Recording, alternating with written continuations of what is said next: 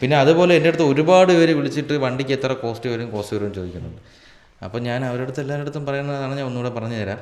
Painting നമുക്കൊരു 12 മുതൽ 14 വരെ മെറ്റാലിക് പെയിൻ്റാണ് അടിക്കുന്നത്. അത് പെയിൻറ്റർ വണ്ടിയുടെ തുരുമ്പും കാര്യങ്ങളും അനുസരിച്ചിട്ടാണ് പറയുന്നത്. ആൾമോസ്റ്റ് 13-14 തന്നെയാണ് എല്ലാ വണ്ടിയും മേടിക്കുന്നത്. പിന്നെ അത് കഴിഞ്ഞിട്ട് പ്ലേറ്റിങ് വരുമ്പോഴത്തേക്ക് സിമ്പിളായിട്ട് പറയുകയാണെങ്കിൽ പഴയ മോഡൽ വണ്ടിയുടെ എഞ്ചിൻ സൈഡ് പ്ലേറ്റ് ചെയ്യുന്നതിന് 10,000 രൂപ, പുതിയ മോഡലിൻ്റെ 6,500 രൂപ. അത് ഫിക്സഡ് റേറ്റാണ് അവിടെ. പിന്നെ ബാക്കിയുള്ള പാർട്സ് തൂക്ക കണക്കാണ്. നമ്മളിപ്പോൾ ബാക്കി റിമ്, വെൻ്റ് വെപ്പ്, പെഡല് കാര്യങ്ങൾ, നട്ട് ബോൾട്ട്, ഹാൻഡിലൊക്കെ ചെയ്ത് വരുമ്പോഴത്തേക്ക് അറൗണ്ട് ഒരു 7-8 രൂപയുടെ അകത്ത് അത് വരും. അപ്പം ഈ പ്ലേറ്റിങ്ങിൽ തന്നെ റേറ്റ് മാറും. നമ്മൾ ഓരോരുത്തരും എങ്ങനെ നമ്മളെ വണ്ടി പണിയുന്നു. ബഫിംഗ് ആണെന്നുണ്ടെങ്കിൽ 3,600 രൂപ അതിന് വരും. ഞാൻ പെയിൻറ്റിങ്ങിൻ്റെ റേറ്റ് പറഞ്ഞതിൽ ലൈൻ ഇടുന്നതിൻ്റെ റേറ്റ് ഇല്ല, അത് എക്സ്ട്രാ ആണ്.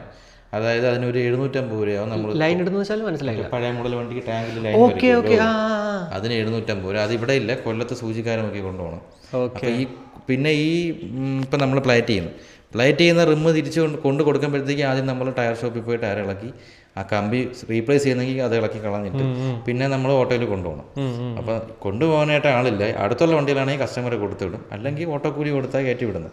തിരിച്ചു കൊണ്ടുവന്നിട്ട് പിന്നെ ഇത് കൊണ്ടുവന്ന് പിന്നെ കോട്ടം പിടിക്കുന്നതിന് പൈസ കൊടുക്കണം. പിന്നെ ഈ ഓട്ടോക്കൂലിയായി, പിന്നെ ടയർ ഇടുന്ന പൈസയായി. അപ്പോൾ അങ്ങനെ കുറച്ച് കോസ്റ്റ് വരും. പിന്നെ മെയിനായിട്ട് നമുക്ക് വ്യത്യാസം വരുന്നത് സ്പെയർ പാർട്സിലാണ്.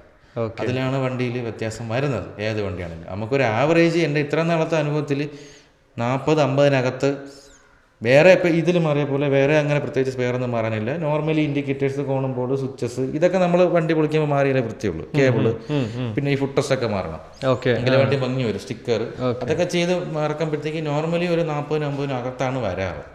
പിന്നെ ഇതേപോലെ അഡീഷണൽ ആയിട്ട് ചെയ്യുന്ന വർക്കിനനുസരിച്ച് നമ്മൾ മാറുന്ന പാർട്സിനനുസരിച്ച് അതിലാണ് റേറ്റ് മാറി പോകുന്നത്.